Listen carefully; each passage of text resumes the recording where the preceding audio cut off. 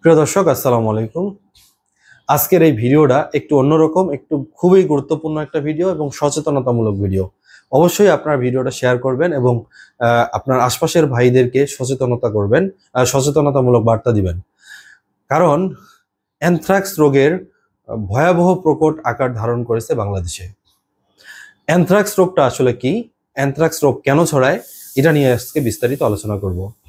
Anthrax রোগটা হচ্ছে একটা পশুবাহিত রোগ, যেটা মানুষের শরীরে ওই আক্রান্ত পশুর মাংস যদি মানুষ খায় তাহলে এটা মানুষের শরীরে প্রবেশ করে।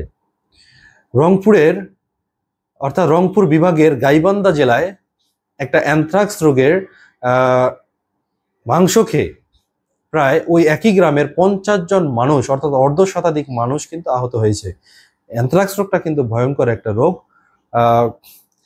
তারপরে দেখেন, উপজেলা তথ্য মতে গাইবান্ধা সুন্দরগঞ্জ উপজেলার তথ্য মতে প্রায় 200 গরু অ্যানথ্রাক্স রোগে আক্রান্ত হয়ে মারা গেছে।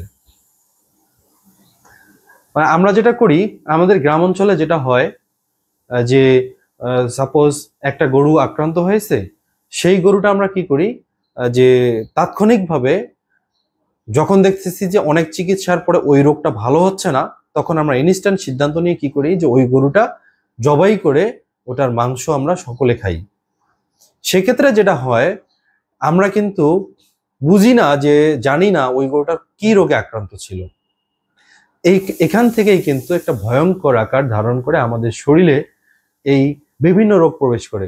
তার মধ্যে অ্যানথ্রাক্স যদি হয় সেটা আরো ভয়ঙ্কর, যেটা মানুষের শরীরে দেখবেন যে হাতের একটা অংশ পচে গেছে, তারপর শরীরে বিভিন্ন ধরনের রোগ দেখা দিচ্ছে। এই অ্যানথ্রাক্স রোগের কারণে